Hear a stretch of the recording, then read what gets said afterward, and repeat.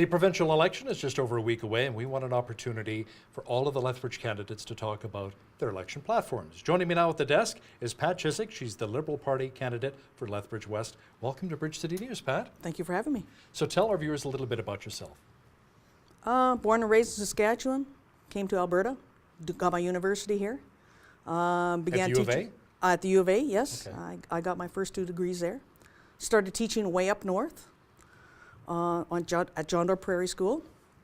And then over the summers, I kept going back to the States to get my master's because I wanted to get into administration. Eventually, I moved down to Lethbridge area and was teaching with Horizon School Division. And lo and behold, I finished up there, and now I'm a retired teacher. So how do you think that experience as a teacher will help you as a political candidate heading into this election? It's unbelievable the characters that you meet coming into the school, from young people to the parents to even the grandparents, and having to communicate with them. So you learn to work collaboratively, even within the staff that's in the schools. Everybody's different. Everybody has different priorities. And that's what makes it exciting. And I think that that's what makes me excited about running, is that it's something new, and I can work with a variety of people. So as a former teacher then, Pat, what do you think is needed with our education system right now? Smaller class sizes, maybe more educational assistance to help the teachers? What are your thoughts? I think we need both of those, and more mental health support. I think that if we could have the more mental health support, smaller class sizes, more assistance in the classroom, but the mental health support at a younger age, then I think that would lessen the problems that a lot of people have as adults. And those are 3 platform policies that we want to address also. You know, it's interesting. When I went to high school, we had like 45, 50 students per teacher, and it was the norm. I graduated, I did fine. So why is it nowadays we hear so much from teachers like, no, 25, 28, that's max. When, like I said, I had more than 20 students above that average when I graduated. Yeah. When I went to school, I remember my classroom, my grade 12 classroom had 35 students. That's quite high too. In the classroom. Right. But what you found is if you go back to find out how many of my classmates actually graduated, the number is small. And to be honest, in those days, a lot of times the educational program, and even sometimes today, is geared to post-secondary. They put the students in a groove to try to get them to go to post-secondary, where we think, Alberta Liberals, maybe there's some more skills education that should be going on, because not everyone can learn sitting at a desk. And so that maybe there's more experience work that can be happening in our schools, rather than just paper and pencil, or now it'd be laptop. Let me ask you something, Pat. With you going out door knocking in West Lethbridge, and you're saying you're with the Liberal Party, the Liberals really don't resonate, especially federally, when it comes to Alberta, as you know. Yes. Are you trying to distance yourself from Justin Trudeau and the federal Liberals, saying, hey, we're nothing to do with those guys? Yes, because we aren't. We are Alberta Liberals, okay? First off, when you meet somebody and say, hi, I'm Pat, and I'm running for the Alberta Liberals, they actually smile. And some of them say, there's a Liberal Party. Yes, we are. We're here. We're active. Oh, so they didn't even realize there was a Liberal Party. Well, sometimes they don't, because if they're not listening to the news or whatever. Sure. And then they bring up the federal Liberals and the problems that they are having. And I said, but that is not us. We don't take any direction from the federal Liberals. Do they say maybe they're worried that you may go in bed with the federal Liberals? No, like no one has ever said that. Rachel Notley apparently did when it came to the carbon tax? No. No? They don't say that. I can explain it well enough as we are our own party. We are not the Liberal Party of Alberta. We are Alberta Liberals. And in that way, we are concerned with what's going on in Alberta. And the other thing that separates us, I'm going to bring this up, is federal parties and all of the other provincial parties here in Alberta will take PAC money or lobbyist money or union money. Alberta Liberals, our own policy that we created forbids us from doing that. So you know that our political budgets are very small because we do not want to have to owe a special interest group. UCP leader Jason Kenney was a Medicine Hat recently, and he says if the UCP forms the next government, they're going to shut off the taps. They can implement Bill 12. That's it, BC, you're out. Let's get that Trans Mountain Pipeline expansion built. So what are your thoughts? Would the Alberta Liberals consider doing the same thing, turning off the oil to BC? Wow, That was a big surprise when I first heard that. And I haven't had a lot of time to think about that question. But I'm going to say that our Liberal approach is probably more of a collaborative approach. But I can't say for sure because it just came out and we haven't had an official response to that. What does your heart tell you? What does my heart tell me? Yeah. No. No? That's what my heart tells me. My heart says is that we have a better way of negotiating to get the deal done. Because if you do one thing that's shutting it off, they're going to have a reaction to that, and then we have another reaction, and then we have another reaction. Have we already exhausted all avenues, though? Maybe that's why the UCP is taking that hardline stance?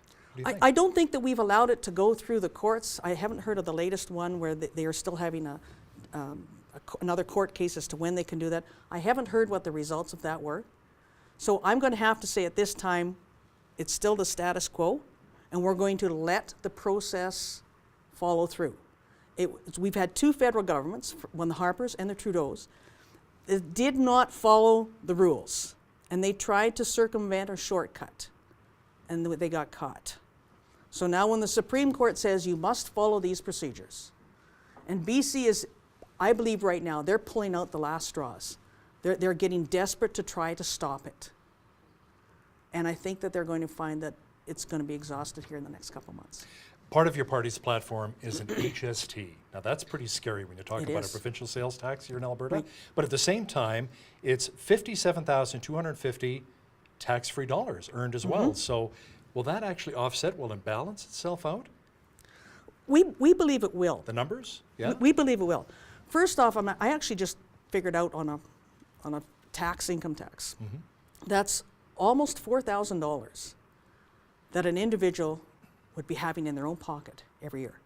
And how much money would they spend adding an extra 8 points instead of 5% is GST, 13%? Right. So I'm wondering, depends upon how much you spent, I guess, right? Well, like the GST, basic goods and services won't be part of that provincial sales. Okay, so it's just on everything else. So if you're going to go out, Buy a boat? Buy a boat. You're going to go buy some beer. You're going to pay on it. But if you're going to go grocery shopping, okay, the basic goods and services, those won't be taxed. And part of this, the reason for doing this, and we put ourselves out there for extreme criticism because we're the only province that doesn't have the sales tax. And so people are going to hate it, but yet no one's been questioning me on, just like this is the first question I've had to answer on this. And what it is our economy for the last 40 years, boom and bust. When oil price is $100 a barrel, good times, and here we go. And then when it hits 25, we got to cut. How Or we about got we to go into diversify? debt. So we want to have a more balanced income coming into the government so we can sustain our social programs, so we can sustain our infrastructure. Where would they come from? Green energy? It's going to our money. Part of that money for our program is going to come with this HST. Because if you know where your income's coming, you can better plan, you can better forecast. So we don't have a school that just opened in West Lethbridge that's already filled to capacity. That shouldn't have happened in the same year that it opened. That's because we cannot forecast well enough to plan to build our infrastructure. It's because we're in a boom bust with our oil and gas sector. So what are people saying to you when you're knocking on the door saying, hey, I want to bring in a provincial sales tax, HST? What's the reaction been like? Be honest now, Pat. Come on. Okay, basically, once you explain to them about the income, they kind of like that part. That they're not going to, that's what they do like. Tax-free, why not? And then when you explain it's on basic, you are not going to be taxed on basic goods and services. They somewhat melt down for that.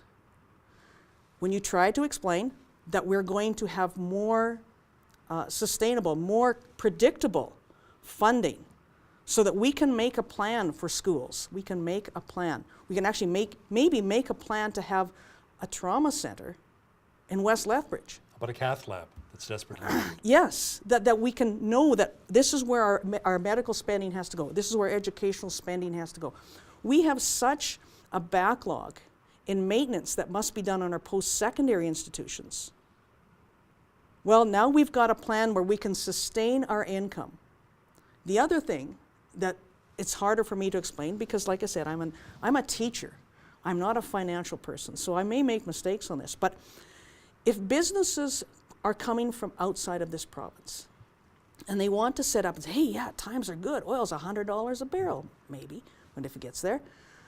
They want to come and set up. But if it drops to 25, how can they survive? How many years can they survive with low prices and not making the big profits?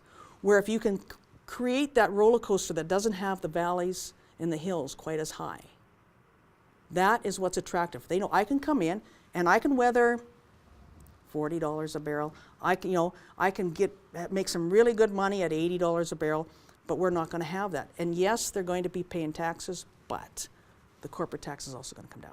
What about, speaking of taxes, the carbon tax? Jason Kenney says he's going to repeal. Yes. A lot of farmers I've spoken with, a lot of business owners say they're not happy about this carbon tax. We've had it over 2 years now. Right. What about the Liberals?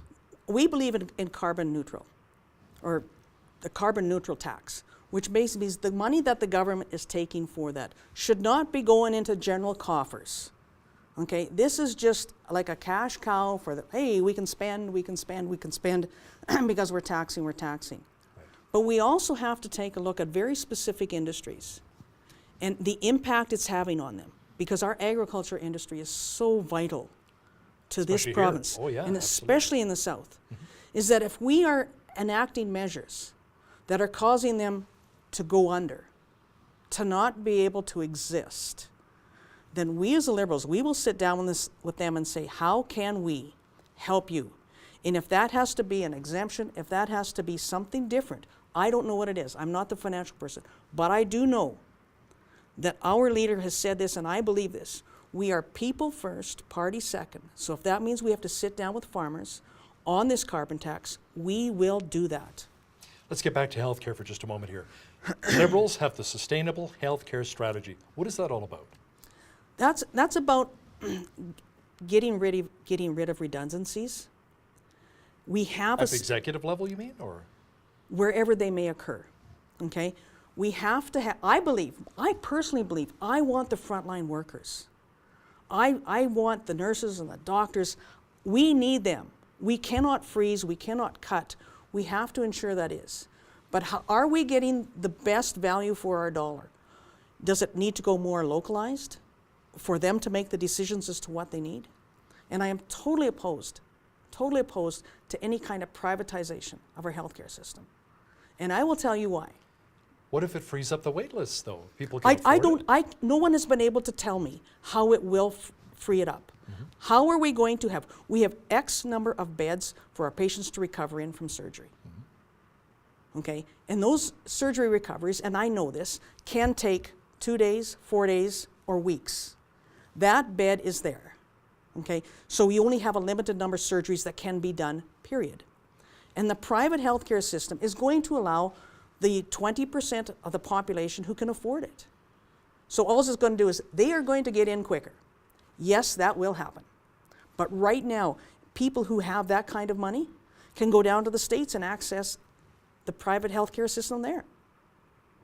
We need this system here because people first. I don't think the wallet and the money you carry in it should determine that you get your surgery before someone else. Now, speaking of beds, the Liberals also have a commitment to build 2,200 new beds, long-term care beds, over the next 4 years. Yes. Let's talk a bit about that. It's a plan. I mean, the long-term care beds is what we need. This is going to go in with the seniors. We've got a baby boom coming through. And that baby boom is going to grow and grow and grow in the next 20 years. So those long-term care beds are going to be needed for some of those, okay? And that's where we have to look. This is where the forecasting has to happen.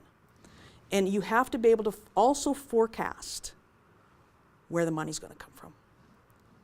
I'm back to the HST. I don't know how popular that's going to be. I know. Let me ask you something. What are some of the biggest concerns that people have as you're heading out in West Lethbridge door knocking right now? What are residents telling you, Pat? The opioid crisis. Oh? That is, everybody keeps talking about it, how it has been handled, what we're planning on doing. I think the frustration came when they opened the safe consumption site here. And people are like, oh, what are they doing? They're giving out free drugs? No, they're not giving out free drugs, okay? But it was to try to protect the people who are the drug addicts. The most vulnerable. Yes, Right. because when that happens, they get a lot sicker from other things, from HIV to hepatitis, which is another burden on our healthcare system. So the idea of the safe consumption site was, let's keep them from getting AIDS. Let's keep them from getting hepatitis. What about the business owners who have concerns? Oh, that they've lost a lot of business, I believe that. you know? I have believed that. So how do you address their concerns? I have to figure out, I don't know how they chose that site. Now you have to figure out where these people are most of the time, and there has to be something in there. But because the site is there, it's already set up, how do we deal with it now? Greater policing, which is not harassing the people who use it, but greater policing right there, okay, to make sure that the businesses around there and the community around there is safe. Pat Chizek, Liberal Party candidate for Lethbridge West, thanks so much for joining me in studio. Thank you for having me.